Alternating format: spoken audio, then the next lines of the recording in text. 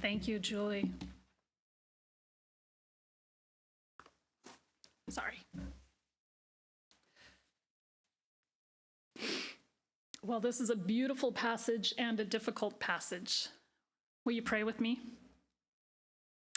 May the words of my mouth and the meditations of all our hearts be pleasing unto you, our rock and our Redeemer. Amen. Well, today is indeed Epiphany Sunday. Epiphany actually falls on Tuesday this year because it always falls on January 6th, right? But we celebrated on the Sunday closest. So this year, today is Epiphany. Now, I always thought that it was called Epiphany because the Magi had the epiphany of recognizing Jesus as king, and I think that's true. But it also indicates the appearance of Jesus into the world, that Jesus has come, a fact that is perhaps best or most famously marked by the visit of the Magi. And what a journey we've had from the beginning of Advent to today. We talked then about the cruelty of Herod. Do you remember that? And Herod's desperation to come and to stay in power creates the backdrop for the entire birth narrative of Jesus. And today it comes into focus once again. Herod had come to power through a combination of political maneuvering, Roman backing, and military force. Herod was the son of a politician, so perhaps he had an early taste for power. His father made him governor of Galilee, right, the town that features in future stories during Jesus' life. Herod convinced the Roman Senate of his loyalty to Rome, then used Roman legions to conquer Judea in a war that lasted for 3 years. A horrible time. Now situated in a place of power with the power of Rome backing him, I'm sure he could not afford to show any sign of weakness. The Romans would not put up with anything that resembled a crack in their kingdom. We talked about how Herod killed his own family members when he suspected, with or without evidence, that they might be plotting against him, right? Even killing his favorite wife. And I mentioned how he made plans for beloved leaders to be slaughtered immediately upon news of his death so that there would be mourning across the country, even if it wasn't actually for him. Well, this was a man who was surely diagnosably paranoid and a narcissist, and mental wellness was not understood then as well as now, but it's clear that he needed help, right? But when you're at the top and you're like Herod, who is going to actually tell you that? In the Roman world, orders were obeyed without question from the top down, not only from the emperor, but at every level. Did you know that during the rule of the Romans, any Roman soldier at any time could ask a civilian to carry their gear for them for a mile, and the civilian was compelled to do so without asking questions? Doesn't matter what you're in the middle of or what you were needing to do. You are compelled to do so without question. 30 years hence from our passage, Jesus would tell his followers in Matthew 5 that when asked to go a mile, one should go not 1, but 2. Right? Often interpreted as Christians showing love and grace, it was also certainly an act of subversion, showing soldiers that they could not define the actions of individuals, and it disempowered them in an unexpected way. It was subversion.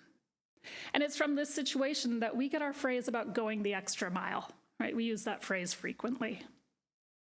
So during this time of Jesus' birth, this gives a small glimpse into the atmosphere of the times into which Jesus is born.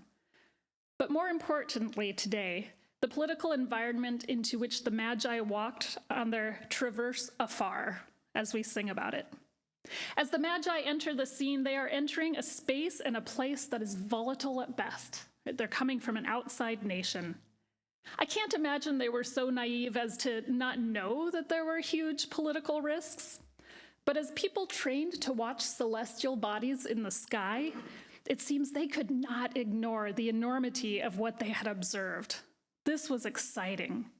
And likely, they probably assumed that that was true for others as well. Wouldn't others be excited when they heard about this happening? When the heavens speak, surely people listen. Kind of like E.F. Hutton. Do you remember those commercials? When the heavens speak, people listen. But when they presented themselves as seeking the one born king of the Jews, Herod went into a panic. He summoned all who might know anything about such events.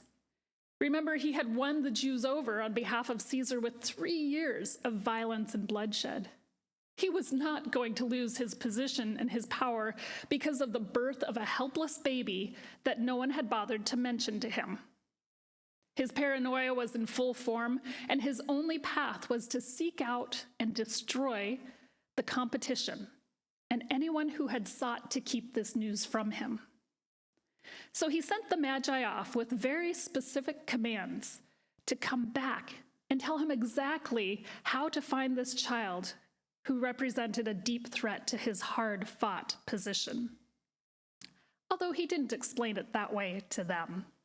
He said he wanted to worship the baby. So the Magi went on their way. But hear this from Reverend Dr. Bo-Young Lee, who has an interesting take on the visit of the Magi. She points out that the Greek word for magoi, has no number or gender associated with it.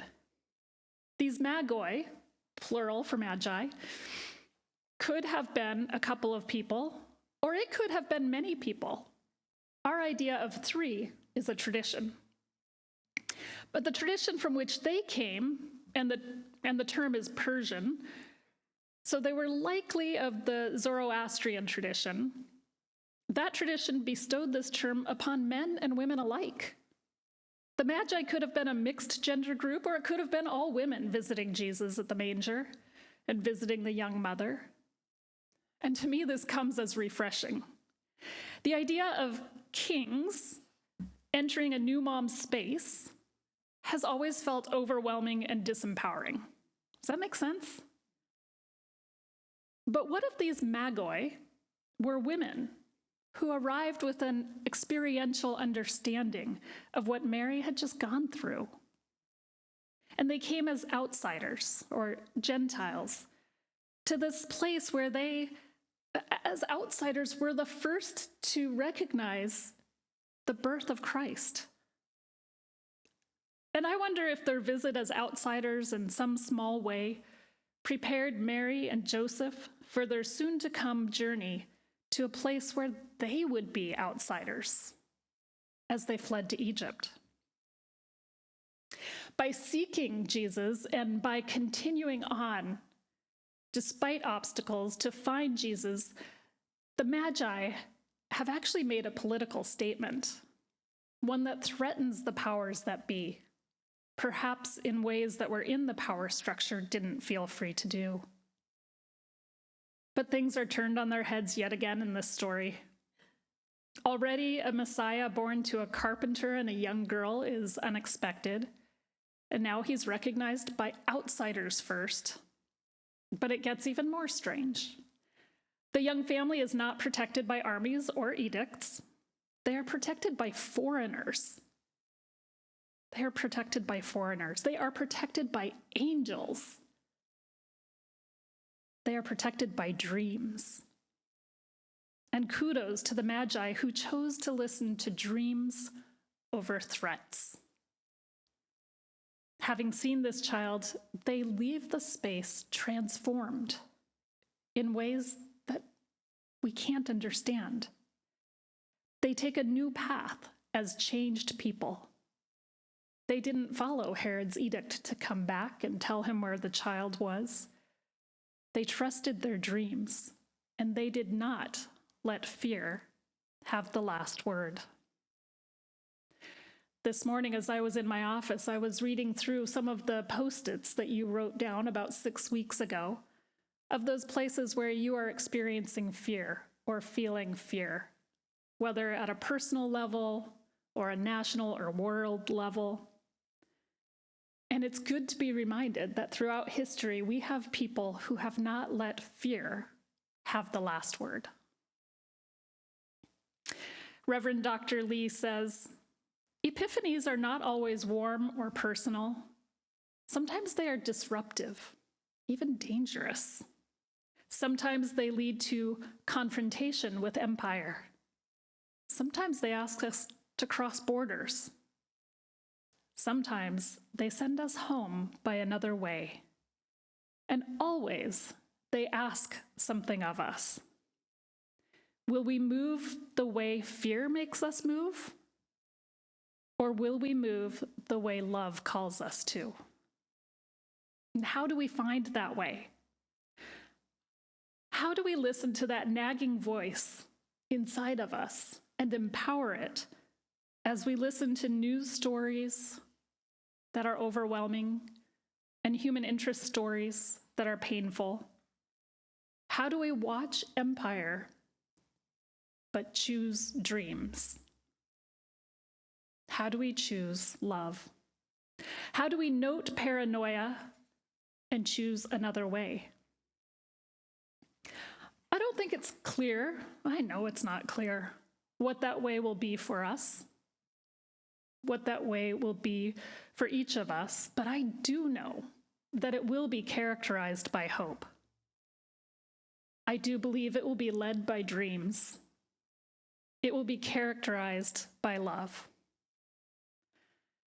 And I do think that this is not so much a time for solos, but like the Magi, we need to walk it together. Let's aim to do that. Amen.